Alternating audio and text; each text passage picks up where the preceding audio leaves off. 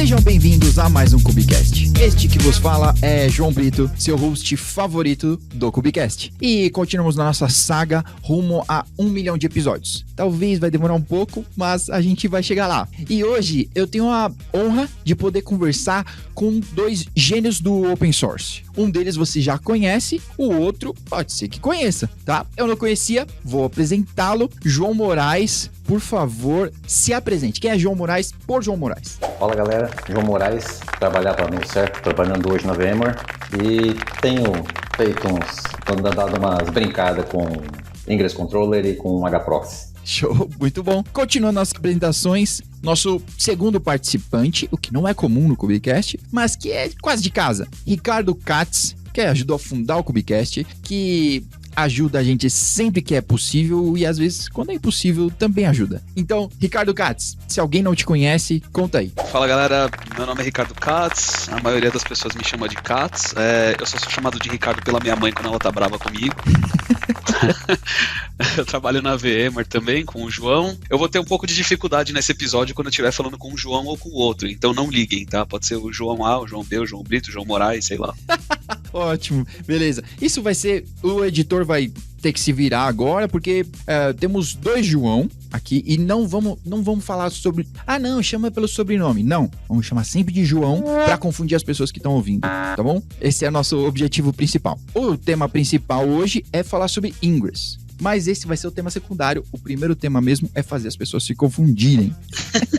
Então, vamos falar sobre Ingress. Mas você que tá ouvindo deve estar quase apertando o próximo episódio. Porque, eu já sei tudo sobre Ingress. Calma. Provavelmente nunca conversou com criadores do Ingress. Então, olha só, nós temos dois caras que participam, ou talvez que levam esses projetos nas costas, assim, que o Ricardo participa o Katz participa do projeto do Nginx Ingress. Esse provavelmente você já conhece bem, mas o João é que participa ou lidera ou é o dono ou o master of do projeto Ingress da HProxy. Então, vamos começar entendendo essa história. João, por favor, conta pra gente como é que começou essa parada. Então, eu acho que o projeto ele começou quando eu olhei para HProxy de um lado e olhei para a API de Ingress do outro. E eu pensei, cara, isso não tem condições de dar certo. Vamos ver até onde que eu vou. Pensei, projetinho de fim de semana.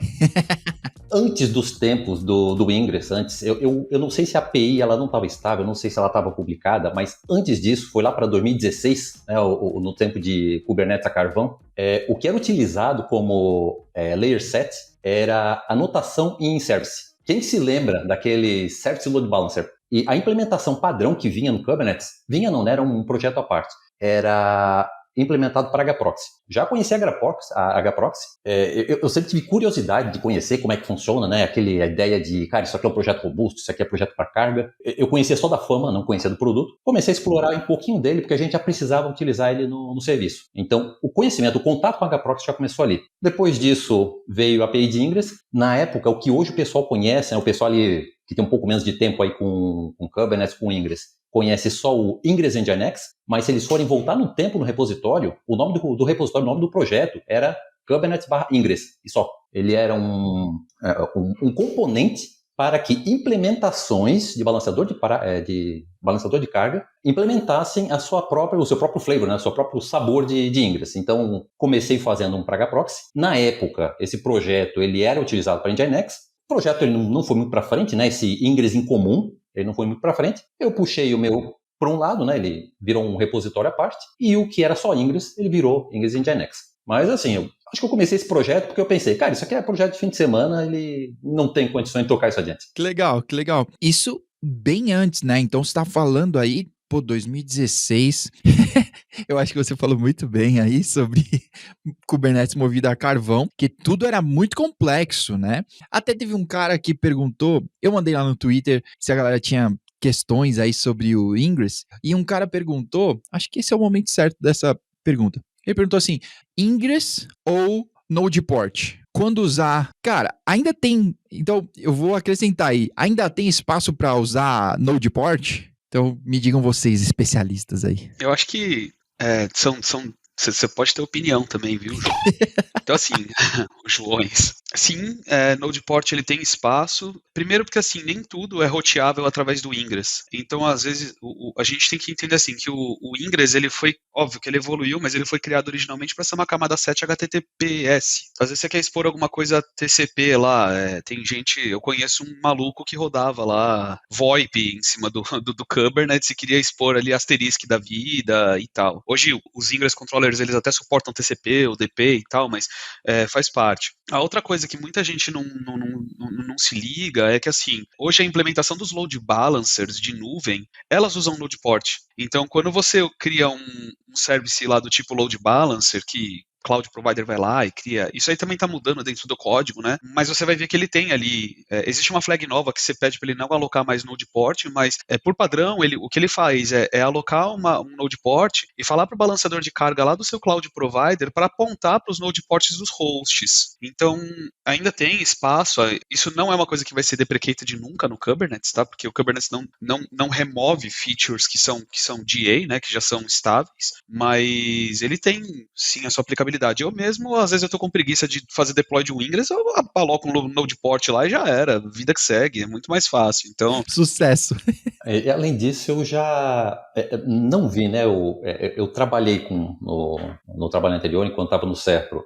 A gente tinha uma implantação em bare metal, né? Não é uma publicação em nuvem, mas o que eu vejo do pessoal implantando é colocar os Ingress dentro, expostos via Node Port, e depois um balanceador fora apontando para os Ingress que estão lá dentro. Então você tem condições de ter os dois ao mesmo tempo, né? Do lado de fora você tem um balanceador em nuvem, e do lado de dentro você tem um Ingress em Node Port, e aí sim ele faz o camada 7. Que da hora, que da hora. Olha aí, tá respondida. Tem espaço para todo mundo, e talvez isso é o ótimo e o calcanhar de Aquiles também do próprio Kubernetes. Eu acho que o ótimo é que ele é extremamente flexível, né? Então você pode adaptar a sua necessidade, né? Igual eu também conheço um cara que roda asterisk no Kubernetes, né?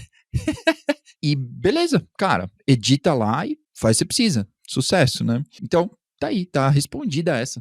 Show de bola. Bom, beleza. Então, já sabemos aí por que você começou o HAProxy. Aí eu queria saber, na prática, o que aconteceu. Então, eu estou tentando promover aqui um embate, né, entre o Nginx e o HAProxy, tá? Vamos saber se eles vão conseguir sair na mão aqui. Então, eu vou tentar cutucar vocês, porque o Ingress do Nginx já existia. E aí, por que ter um outro? Não é só para ter, né? Não é camiseta que eu quero simplesmente ter duas. Então, por que ter outro tipo de Ingress? A gente falou no episódio 100, né? Se eu não me engano, mas a gente falou outro dia que tem uns 13, 15, sei lá, tipos de Ingress. Então, por quê? Por que ter outro? E por que você começou o HAProxy?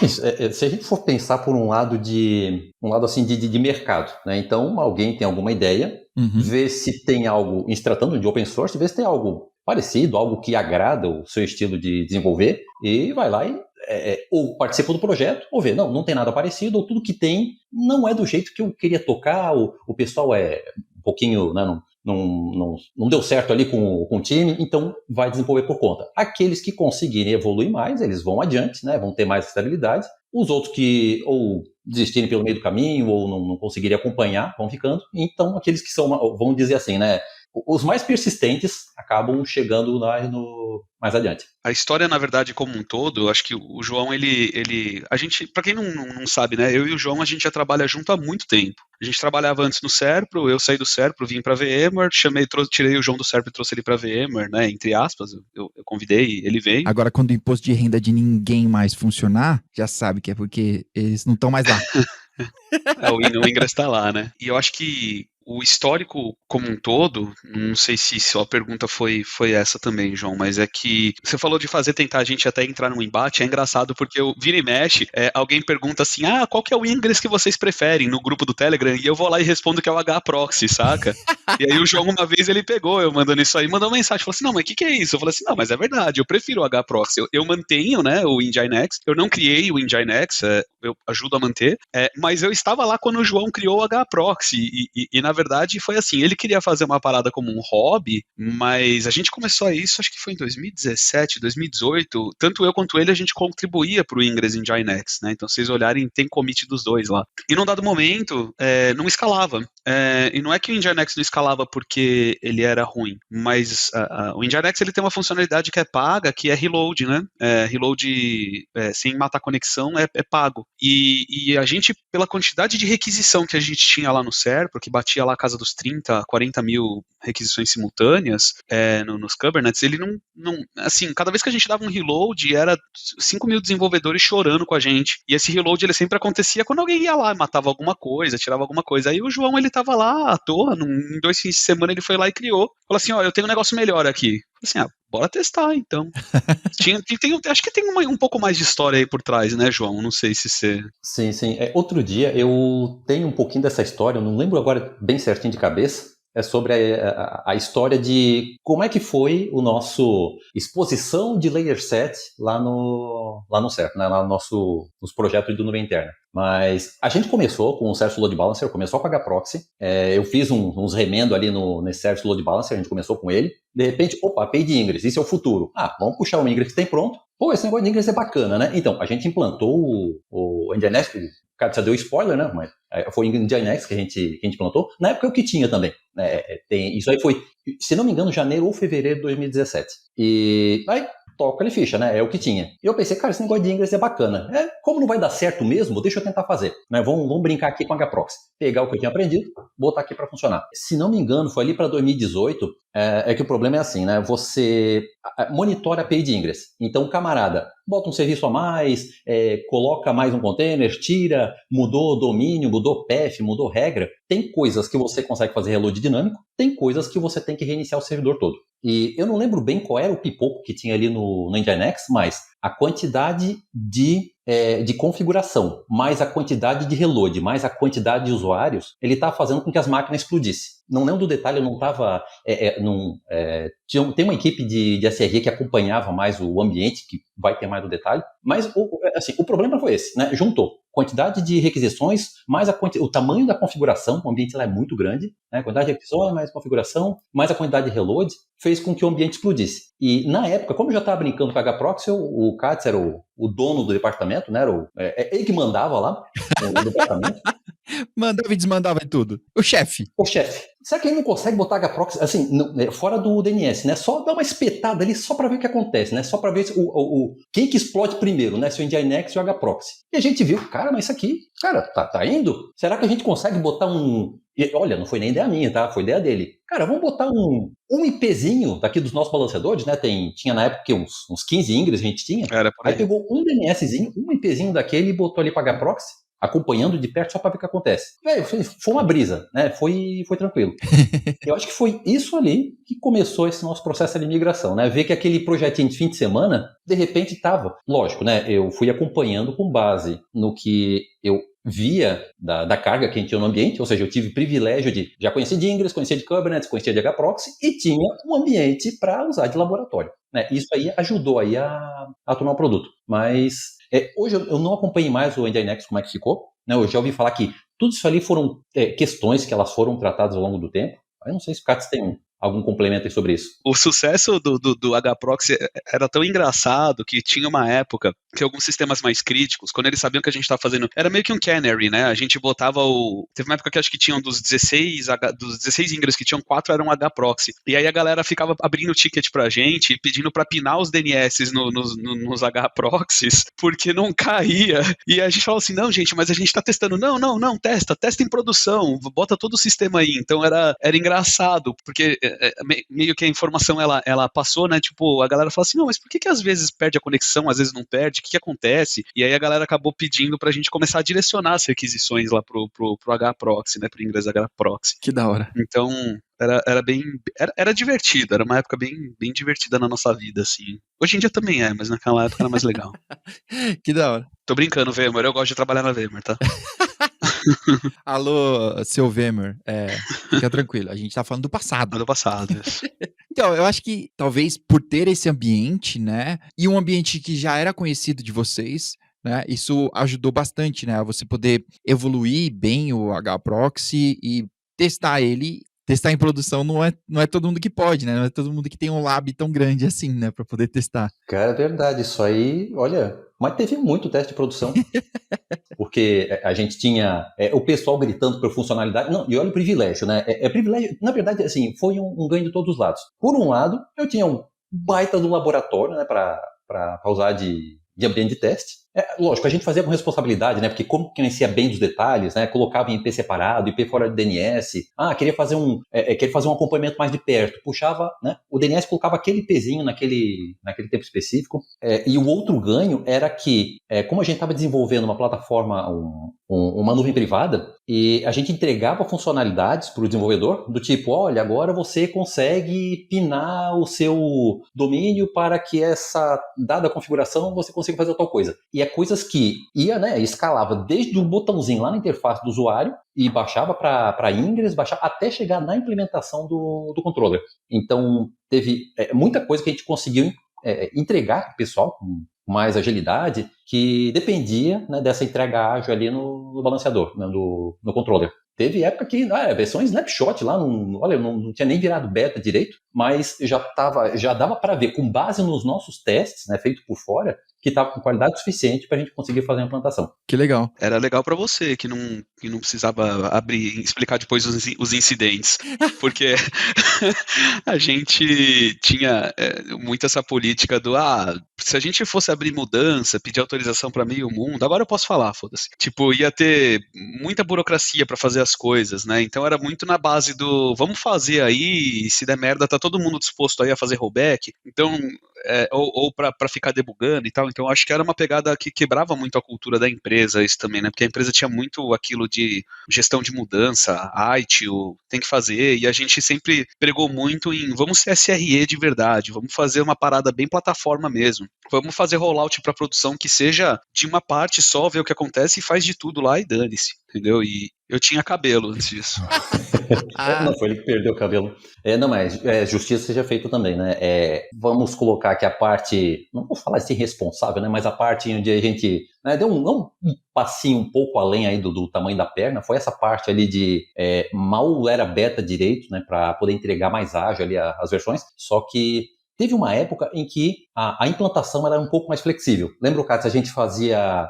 Era por issue, se não me engano, né? Então tinha lá um certo controle, só que não era aquela formalização ali com RDM e tudo mais. Os incidentes que eu lembro que a gente teve, eles não foram diretamente relacionados com implantação de Ingress. Eu não lembro de alguma coisa específica. Olha, o Ingress foi aqui, ferrou e subiu para a diretoria. A gente não teve incidente desse tipo.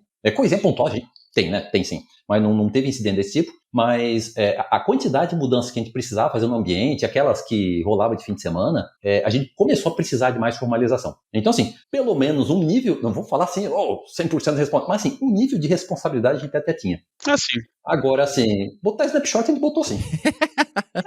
Não, a verdade era assim, quando a gente precisava ser responsável, a gente era responsável. Quando a gente sabia que a gente podia ser irresponsável, a gente era irresponsável e vambora. Não, e outra coisa, né, Katz? A gente conhecia aquele stack lá desde do clique do botão até os tunnel de kernel lá. Então a gente conhecia bem do ambiente ali para conseguir ir um pouquinho além, mas se desse alguma zica, a gente correr atrás e recuperar rápido o ambiente. Isso é verdade. Que talvez não era irresponsabilidade, mas talvez aos olhos do ITIL, né, era irresponsabilidade, mas quem gosta de ITIL provavelmente não tá ouvindo esse podcast. Então, mas talvez era tomar certos passos com uma margem de segurança, porque no final das contas, nem manter o ambiente estável, né, tipo, não toque em nada, a gente sabe que vai dar merda do mesmo jeito, né? Então, tipo, vamos continuar evoluindo e faz parte, né? Faz parte. Então, a gente já falou que o HProxy dá um pau no Nginx de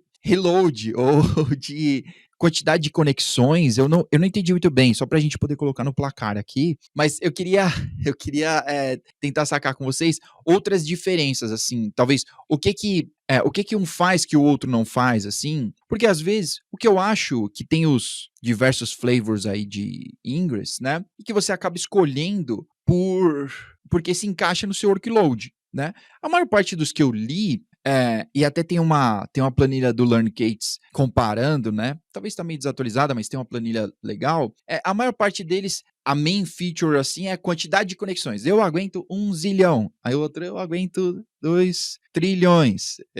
Então, queria tentar a gente ver algumas coisas aí entre os dois. O que vocês acham? Tá bom, beleza. Eu ia até comentar que assim, que eu acho que o que faz a diferença, na minha opinião, assim, da galera usar. Hoje o Ingress mais utilizado é o Nginx, né?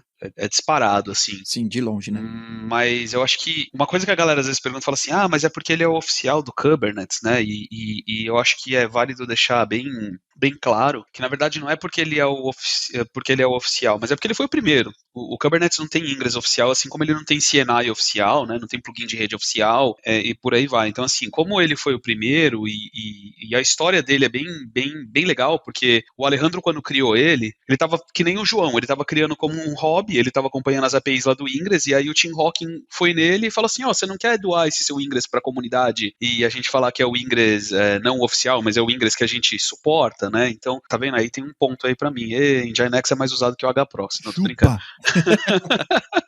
Não, tô brincando. Mas eu acho que na minha visão é pura e simplesmente por isso, entendeu? Se o João tivesse chego antes do Alejandro, eu acho que o HProxy seria o mais utilizado e seria o que estaria lá. Então eu gosto de fazer essa ressalva assim pra galera entender que não é oficial e não existe um contrato, não, tem que usar Nginx, né?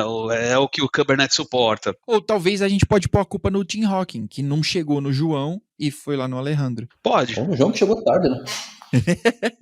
Eu vou no Kubicon, eu vou falar pra ele, falar assim, eu vou te apresentar pra ele lá, João, falar assim, ele tá falando aqui que a culpa é sua. Vai ser ótimo pra mim. Beleza? O cara nunca mais pode abrir uma issue no Kubernetes. Mas tem outro ponto que você falou ali de desempenho e quantidade de conexões e tal, mas é outro ponto que eu vejo que o pessoal procura. Na verdade, sim, eu acho que são 2 pontos principais que o pessoal procura muito também quando tá olhando para um Ingress. Do que eu já observei, realmente, o do Nginx é do tipo 90% Nginx. O que sobrou, aí o pessoal briga ali, né, com a sobra, né, o que tá fora do Nginx, né, a diferença, assim, ela, nossa, é discrepante. Mas quando o pessoal é crítico ao ponto de o que são as diferenças? Eu já tive a oportunidade de ou responder dúvida de usuário, ou então de ver pessoas, né, que chegaram em private por e-mail e comentando, cara, eu tô impressionado com o trabalho que você montou aqui, porque ficou um negócio que você bota para funcionar e funciona legal, a documentação tem tudo que precisa, né? Nem documentação, né?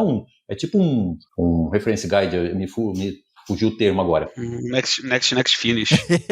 Isso. E assim, o HProxy é um balanceador, né? Se eu fosse escolher entre alguns, a pessoa citou, né? Tem o HProxy e não lembro de outros lá que ele citou. Então, assim, ele vai pelo produto que está por trás ali, né? Pela confiabilidade que o balanceador traz. E a outra é a quantidade de features que ele consegue. Então, às vezes, alguém tem algum cenário que é muito específico, onde precisa de uma feature muito específica, e quando ele vai buscar, ele vê que, cara, de 15 opções, tem 2, 3 que atendem. Então, assim, só com aquilo que ele precisa, ele já corta 80% do que tem de opção. E se a pessoa não tem um critério muito estabelecido, ou se não tem uma necessidade ali muito estabelecida, como tem o Nginx, que, como o Katz disse, né, tem a cultura de que é o oficial, mas mesmo não sendo oficial, é aquele que é suportado, né? Inclusive na documentação tem, olha, a gente tem esse, não é nem suportado o termo, né? Indicado, talvez. Não sei. Ele aparece, não é nem indicado, tem um termo na documentação, né, dizendo, olha, tem esses aqui que a gente olha de perto, né, e depois tem esses outros aqui. Então o pessoal vê, não, então como qualquer um me serve, deixa eu pegar esse Nginx aqui. Né? Bom também, assim, lógico, não é desmerecendo nem nada, né, mas o pessoal, como não tem um critério, qualquer um serve, deixa eu pegar esse aqui que é o que todo mundo está utilizando. Quando a pessoa tem um pouco mais de critério, aí é ver, não, qual é o engine que está ali por trás, o pessoal tem muito respeito pelo HProxy, e quais as features que o controller tem, e ver se bate com aquela necessidade que eu tenho. Do que eu observo, ele é principalmente isso. Por sinal, o código do HProxy, não do Ingress, do HProxy, isso é muito melhor que o código do Nginx. Eu já tive a oportunidade de olhar os dois assim, você sofre, viu, no do Nginx. Não, e assim, o HProxy, né, você tá falando assim, mas por que HProxy? É um lançador que eu tenho respeito por ele, né, o camarada que está desenvolvendo é o mesmo camarada há 20 e poucos anos que desenvolve, e embora ele não aparece na mídia, mas parece que o nível de utilização e o nível das pessoas que utilizam o HProxy, ele é de tal tamanho que é como se fosse qualquer tipo de probleminha que ele possa ter, alguém vai conseguir, vai encontrar esse problema e vai reportar. Eu já cheguei a ver relato de problema aonde o cara só conseguia com um tipo de balanceamento de carga específico, com um tipo de timeout de conexão específico, quando está utilizando HTTP2 e quando o cara cancela a conexão 2 vezes. Então, assim, o erro era tão específico que teve gente que pegou e os caras penaram para conseguir arrumar, foram lá, acharam o problema e arrumaram. Então, ele não aparece muito na mídia, né? Ele parece que é um pouco esquecido aí do... Tá no lado B. Isso. Mas parece que o nível de utilização dele, ele é muito bom. Uma coisa que eu acho que, é assim, aí é João sendo João, né? Por que mais que você utiliza o HProxy? Quem conhece como configurar HProxy, olha, cara, que facinho, eu consigo fazer balanceamento com 3 linhas. E o cara trata isso como uma feature, né? Não, então é muito massa, é muito fácil de configurar. Cara, eu diria que isso aí é o contrário. Então, uma das coisas também que me fez utilizar o HProxy é que a configuração dele é muito difícil quando você precisa colocar muita regrinha de esse path nesse domínio tem esse tipo de regra e esse outro cara que é muito parecido tem outro tipo de regra. É muito difícil fazer configuração desse tipo e é o tipo de configuração que a gente utiliza no Ingress. Então, olha, fazer um controle para HProxy, ele é um parto por causa disso também. E de certo foi por causa disso que eu escolhi. Entendi. Não gosta do Easy Way. Não, Easy Way não tem graça, não. Tem que ser difícil.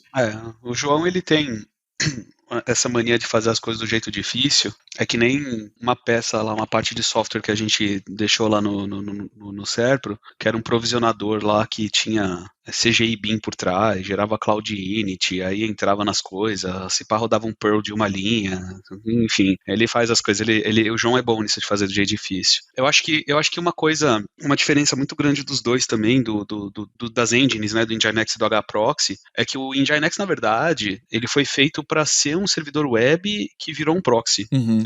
Então, isso eu lembro já desde 2011, 2012, que o pessoal falava que o Nginx ele era muito melhor que o Apache, né, HTTP, que ele era muito mais rápido, porque ele tinha funcionalidades de cache, ele era muito mais enxuto que o Apache em relação a módulos, né? Então, ele era muito mais utilizado para isso aí. Ele não era nativamente um proxy, ele foi se tornando um proxy, né? E o HProxy já tem o nome de proxy no nome, então, na verdade, ele foi feito mais para isso, né? Mas se você olha hoje aí para quantidade de requisições que passam para servidores web de sites de grandes volumes, né? Eu já ouvi dizer que 95% da pornografia mundial passa por um Nginx, tá ligado? Assim, passa por servidores Nginx. Não, o pior é que é verdade. Eu li um negócio desse em algum lugar, eu vou ver se eu acho isso depois. Eu tô usando isso de exemplo porque dizem, né, que pornografia é 70% do uso da internet é pornografia, saca? Então é uma parada, mas assim, a gente tinha um foco muito de usar, por exemplo, o Nginx para servir conteúdo estático, na época que você não tinha S3, você não tinha, né, porque ele era muito mais rápido que o Apache nisso aí, mas ele não era um proxy nativamente, né, então muita coisa assim surgia e, pô, como é que faz? O Nginx não suporta isso. Acho que um exemplo aí básico era afinidade, o primeiro PR que a gente fez pro Ingress Nginx, na época que tanto eu quanto o João a gente contribuía com ele, você se lembra, João, tinham dois. Um era para afinidade de sessão, que as malditas das aplicações Java precisavam disso. Sempre Java. Sempre cai no mesmo back-end, né? E isso no Nginx não existe, ele é implementado por um módulo externo. E autenticação certificado digital, que não existia, e a maioria dos sistemas do governo usavam isso, né? De você chegar com o seu eCPF, seu eCNPJ. Então, assim, o histórico dele não favorecia ele em ser um proxy. Talvez se o Alejandro tivesse escolhido fazer com HProxy, o João teria escolhido fazer com o Nginx só para ser o contrário, entendeu? Não, outra coisa, para ser do contra mesmo, é verdade, bem colocado. Bem colocado. O negócio assim, tem que ser difícil, mas se for igual todo mundo, aí eu deixo difícil e fico diferente de todo mundo. E vai fazer melhor ainda assim. Mas eu tenho que fazer um adendo aqui, Cássio, eu não sei se você, né, que já falou 2, 3 vezes aí, que o João contribuiu bastante lá com o Ingress Nginx. Na verdade, se você for ver o histórico dos versionamentos que eu fiz lá em 1800 e Guaraná com rolha, foi a mudança em código compartilhado para utilizar lá no HProxy. Ninguém precisa saber disso aí não, João. Com segundas intenções, então, era isso? Você melhorou o código, Já está entregue. Tem mais uma pergunta dos internautas, do André Pedrotti. O que vocês acham? Um Ingress para N services ou 1 para 1? Melhores práticas na definição, arquitetura de domínios, subdomínios e paths. É isso, o que vocês acham? E, tipo, se tem algum comportamento diferente em um dos dois, assim, nem sei se tem. Não, o que os controllers fazem é amassar tudo. Então você pode colocar um ingress para cada path que você tenha, ele vai condensar tudo e virar uma configuração só. O que acaba acontecendo é que, como a configuração de ingress, né, o ingress ele é muito plano, né, então o que a gente faz para estender é colocar annotation no metadado do resource. O que acaba acontecendo é que, em um caso ou outro, você vai precisar de uma configuração diferente, e para ter configuração diferente, você tem que ter ingress diferente. Então, via de regra, se você está em dúvida, cara, bota um ingress para cada domínio e massa, fechou. Se você tiver um negócio assim, não, essa configuração é plana, todo mundo é literalmente o mesmo. Cara, bota num só que simplifica. Na média, coloca um. Mas assim, eventualmente você vai precisar que o path A tenha tal anotação, o path B tenha outra anotação, no mesmo domínio. Vai ter que fazer em 2 ingress separados. Então vai mais pelo caso de uso. Na média, você coloca todos os paths de um domínio num ingress, separa por domínio. Se for tudo plano, né, configuração basicona, cara, bota tudo num só, simplifica. Mas quando você precisar de configuração específica, vai ter que quebrar em pedaço, o ingress separado, cada um com a sua configuração. Mas no final das contas, não faz diferença. O que o controller vai fazer, o Nginx faz isso, o HProxy faz isso, ele amassa tudo numa configuração zona só para poder fazer a configuração do balanceador. Sem diferença, né, de performance e tal. Não faz diferença nenhuma. Legal. Não faz diferença na performance, né? Não. Isso, olha, no máximo, se você tiver, assim, 50 mil ingress publicado, assim, o teu Kubernetes já vai estar meio sentando, né? Então, o controle vai ter um pouquinho mais de trabalho para ler 50 mil ingress e amassar tudo, né? Transformar na configuração. Uhum. Mas, cara, se você tiver aquela coisa assim dentro de uma normalidade, né? Que seja 500, que seja 1000, cara, botar 1000, não faz diferença. Da hora. Legal, bom saber. Até 1000 tudo bem.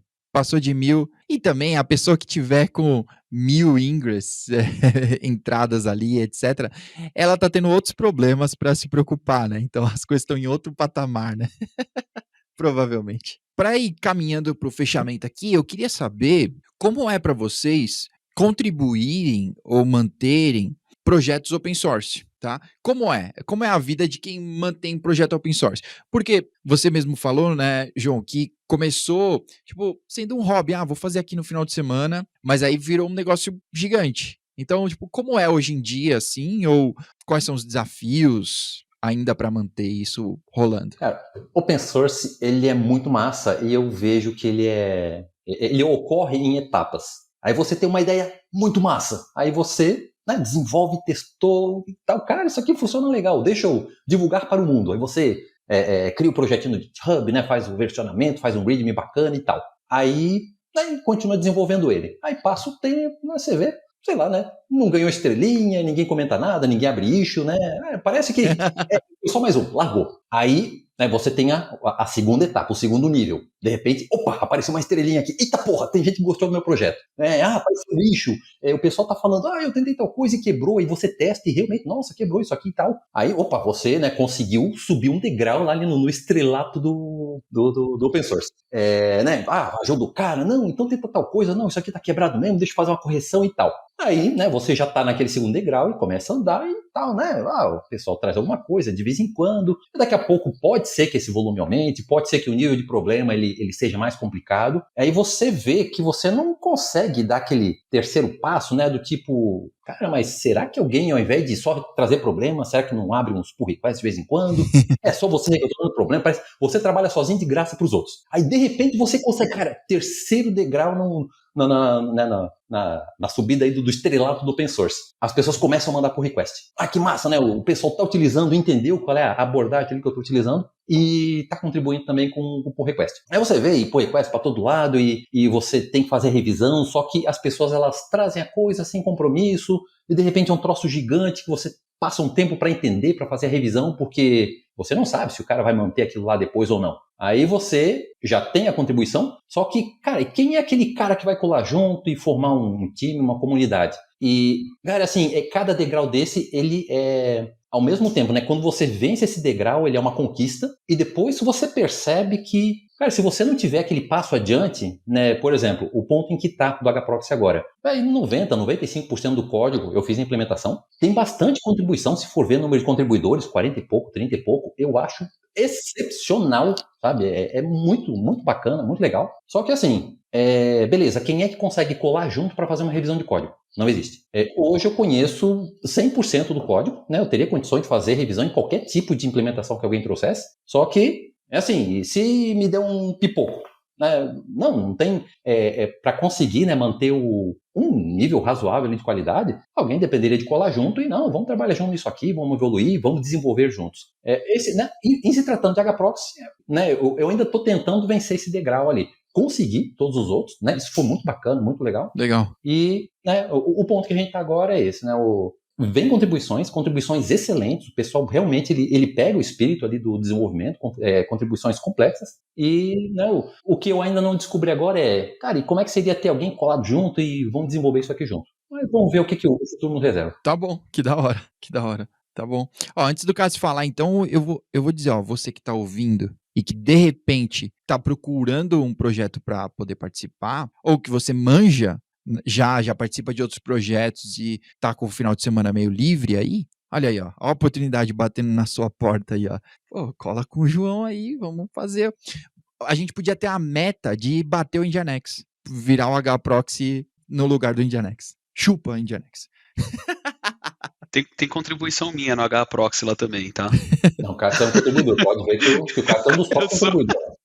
Eu tinha uma época que eu mandava acho que uns 2 PR por semana, acho, sei lá. Eu tinha uma época, na época do Serpro, eu ia achando as coisas e mandava pro João também. Eu acho que o João, ele falou bem tudo, assim, em relação às etapas de contribuição pro open source, né, e na verdade é uma coisa que eu tento me policiar muito, porque às vezes as pessoas, elas acham também que você tem um pouco da obrigação de responder um PR, ou de responder uma issue imediatamente, porque, o meu sistema tá fora do ar, eu preciso desse patch, alguma coisa, você tá cagando pra mim e tal, né, e aí, assim, esse eu acho que é o outro lado do open source, que eu acho que vale comentar também, e até vale do apelo que o João faz para ter mais pessoas contribuindo, né. Então, assim, quando eu assumi a manutenção do Ingress Nginx, o Alejandro, ele ia sair, né, tal, e aí eu fui conversar com ele, e aí eu perguntei pra ele, né, pô, o que tá acontecendo, tal. Ele, eu não tenho mais tempo, né, metade do meu dia, todos os dias, é dando suporte pro Ingress Nginx, respondendo coisa no Slack, revisando PR, revisando issue, e aí, assim, ninguém me patrocina, né, ele era independente na época. Então, assim, eu não tenho uma empresa que me pague para fazer isso, e eu tô aqui, eu tô cansado, eu tô esgotado. Sim, né? certeza. Então, quando eu assumi, junto com algumas outras pessoas, né, com o James da Chainguard, né, o que a gente se propôs, na verdade, não foi só dar manutenção ou só dar evolução no Ingress Nginx, mas foi, assim, tentar formar uma comunidade em volta dele, de contribuidores, não de usuários. Então, hoje a gente tem, por exemplo, pessoas que não sabem codificar, e aí fica, na verdade, minha chamada para quem quiser contribuir com qualquer coisa open source, né? Open source não é só código, né? Então, open source é teste, open source é responder dúvida, open source é fazer documentação também. Então, a gente pegou algumas pessoas que estavam interessadas em fazer isso, ou dar manutenção no Helm Chart, e colocou elas para fazer isso, e delegou a elas, e deu esse, entre aspas, poder a elas, né? Então, pessoas que nunca codificaram em Go e começaram realmente a fazer isso. Pessoas que estavam interessadas em contribuir, e o Kubernetes, ele tem o que a gente chama de ladder, né, que você é membro, você pode virar membro, depois você pode virar revisor, approver e owner de um projeto, e começamos a realmente delegar para as pessoas assim, você quer ser reviewer? Você quer, né, alguma coisa mais? Então isso meio que contava para as pessoas no sentido de, pô, eu faço parte, né, de um projeto maior, e assim, falando pessoalmente, me ajuda, porque aí eu tenho uma fila gigante de PR, por exemplo, para revisar, e eu só faço isso de fim de semana, né? Eu faço isso, na verdade, só de domingo, né? Nem de sábado. Então, realmente começou a delegar e falar assim, não, gente, vocês têm poder aí para provar também, quebrou, conserta. A gente até brinca disso dentro do trabalho também, às vezes o pessoal fala assim, posso fazer tal coisa? Fala assim, vai lá, faz na VMware, quebrou, conserta. Uhum. Então, eu acho que esse é o lado B do open source, mas assim, é muito gratificante, que nem o João falou, né? Você vê pessoas usando e elogiando e trazendo melhorias para o seu projeto. Meu primeiro projeto open source foi o KubePug, né? Acho que algumas pessoas conhecem, que é aquele de deprecations. Eu fiz ele no fim de semana, que eu queria falar, vou aprender Go. E hoje ele tem lá também 600 e tantas estrelinhas, e eu não consigo mais manter ele. Então as pessoas continuam abrindo issue e PR. Falo assim, gente, desculpa, tal. Alguém quer manter, quer dar continuidade nele também, né?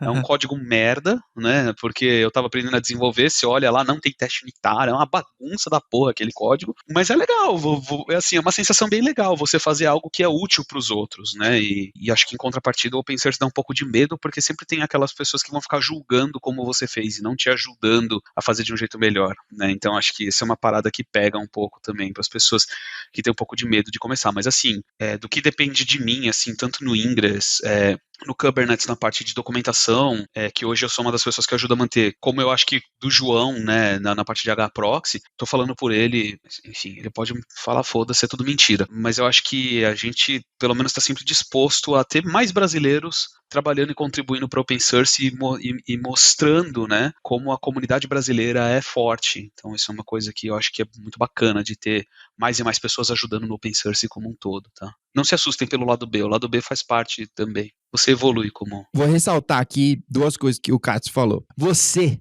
que é juiz do open source, tá? Que fica aí no GitHub, é o crítico. Escreve a coluna de crítica do GitHub.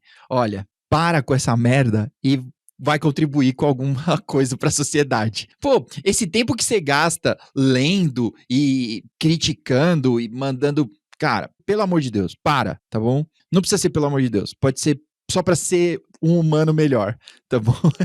Para com isso. Para com isso. Isso não ajuda em nada. Isso, na verdade, eu tenho certeza que isso só coloca as pessoas mais para baixo. É uma porcaria essa atitude. Para com isso, tá bom?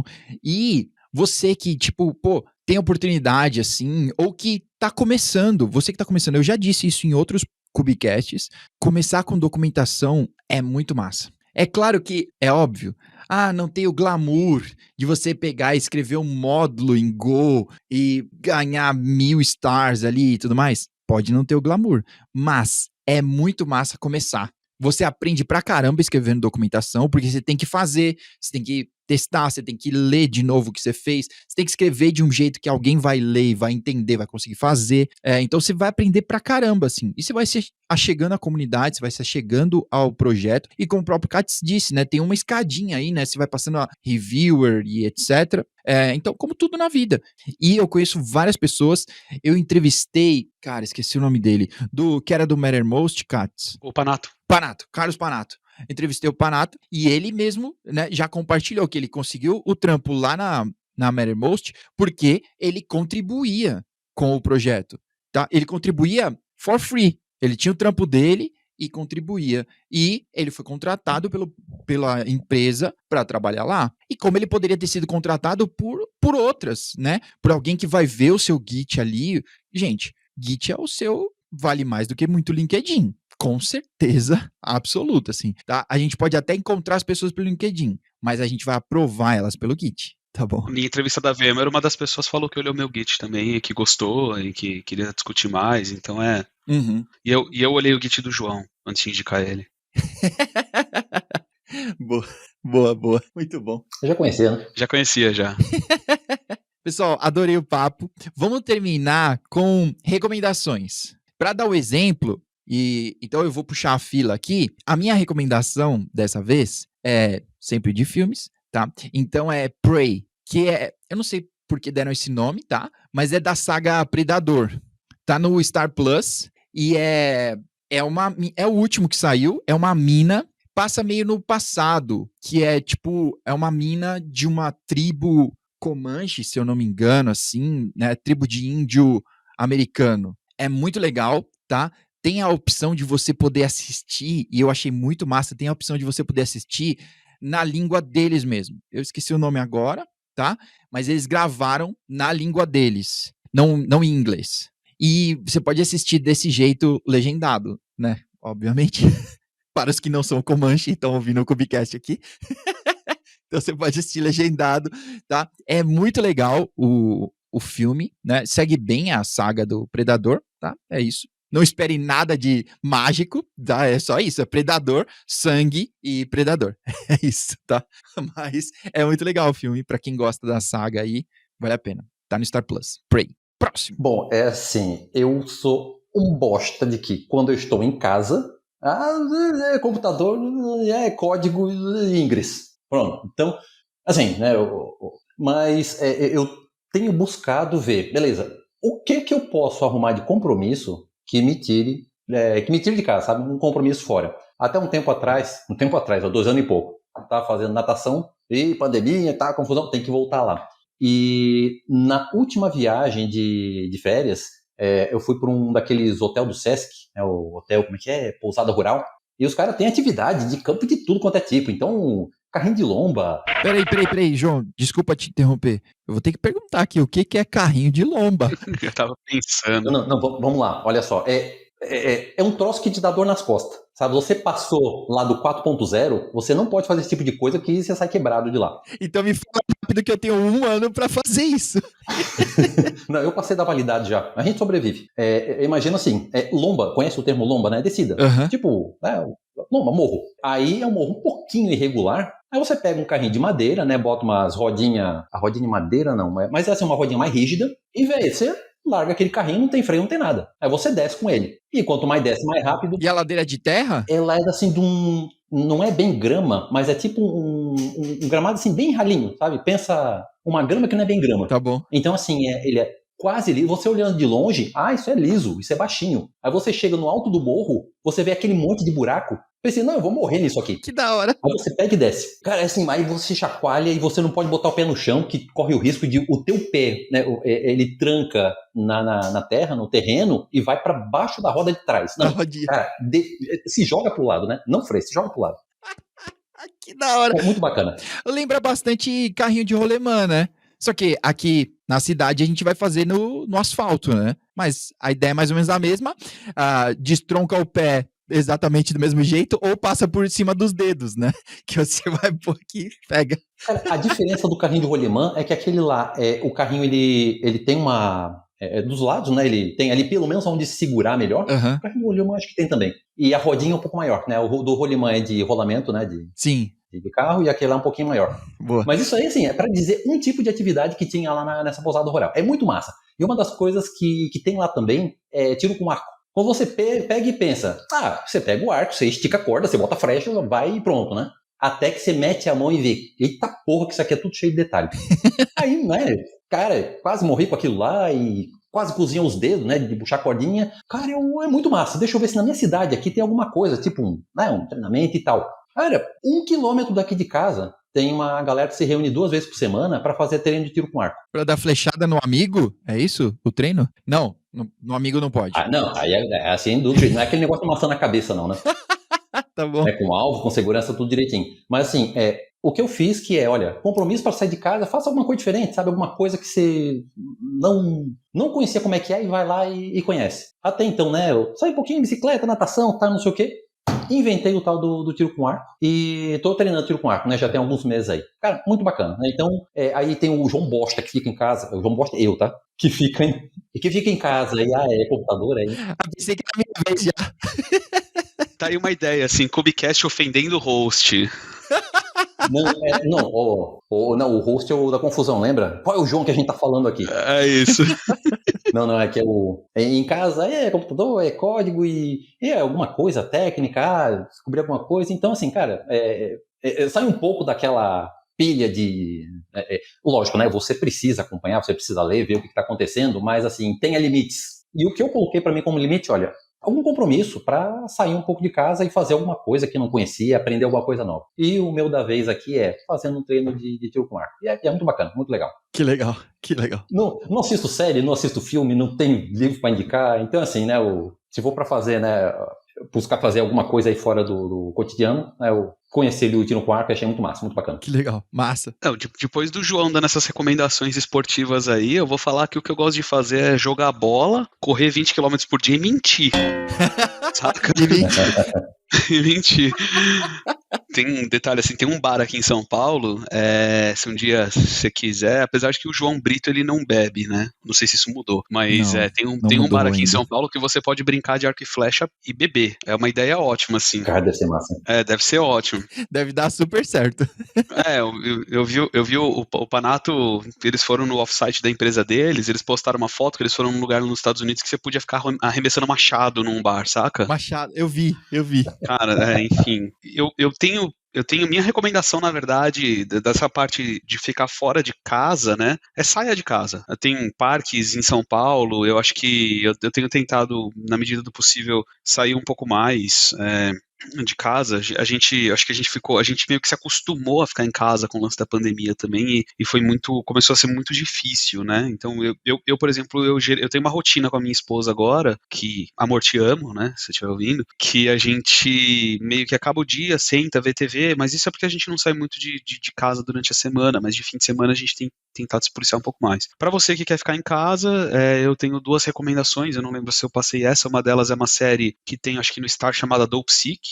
Não sei se vocês já assistiram, que ela fala sobre a indústria dos opioides nos Estados Unidos. Ela é uma série assim que você passa raiva, você fica com raiva da indústria farmacêutica, você começa a se questionar como um todo. Não sou antivacina, tá? Pelo amor de Deus, gente, tomei minhas 4, não tem nada a ver com isso, vamos tomar a porra da vacina. Nós estamos falando de outra coisa.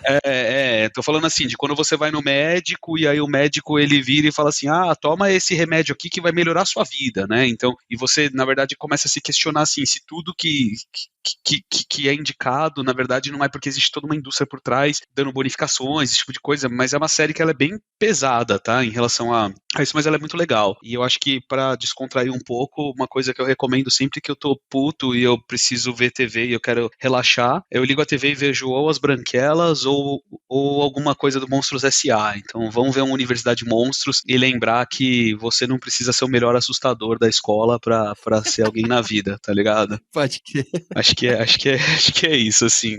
Nessa linha pra relaxar, eu assisto normalmente com meu filho nos finais de semana que eu tô com eles, assim. Ele adora uma série que tem no Netflix que se chama Caçadores de Trolls. É uma série, na verdade, Guilherme Del Toro, ele fez uma série e aí depois fez outros 2 spin-offs e mais um filme. E é muito legal, é desenho animado, né? Então, tipo, elas estão muito interligadas, a história bate muito, assim, é muito divertida, vale a pena. Cara, hoje alguém escreveu no Twitter, eu respondi assim, entrei numa thread, que era o que você faz quando você tá puto, assim, no trampo e precisa relaxar, sei lá, desliga do trampo. Não adianta ser, tipo, eu vou ficar aqui até resolver, sabe? Tipo, pô, desliga um pouco, dá uma volta no quarteirão, vai tomar uma coca ou vai tomar uma breja, sei lá, pra quem gosta. Não sendo 15, né? Eu acho que tudo bem.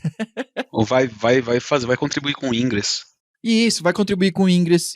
Do João. Exatamente, aí, ó. Tá bom, então. Olha, agora em ordem inversa, últimas palavras. Katz, quer deixar suas últimas palavras aí de despedida pro pessoal? Não, só agradecer aí todo mundo e falar que é um prazer estar aqui, ainda mais com 2 pessoas que eu admiro muito, que é o João e o João. Um é o que faz parte da história do Kubernetes no Brasil e trouxe todas essas coisas junto com a Getup, e o outro é um cara que, pra mim, é um exemplo de que se você quer fazer alguma coisa, vai lá e faz, que é o João Moraes aí, que vai dar certo. Né? Então da hora. Muito bacana estar aqui com vocês. E você, João, suas últimas palavras no Kubicast, pelo amor de Deus. Nossa, parece que vai estar dando, como é que é, no leito de morte. Cara, muito bacana aqui o bate-papo com vocês. O editor vai dar um jeito aqui nas gagueiras, vai colocar um 0,5 na velocidade para o pessoal conseguir assistir bacana, mas muito massa participar aí de um bate-papo descontraído. Vamos marcar um próximo aí, se tiver oportunidade. Com certeza vamos marcar. E para você que escutou até aqui, fica ligado que vão ter próximos, tá bom? Muito obrigado. Lembra de compartilhar com seus amigos e amigas e etc. Todo mundo, para a palavra chegar mais longe. A gente se vê na próxima. Até mais. Tchau.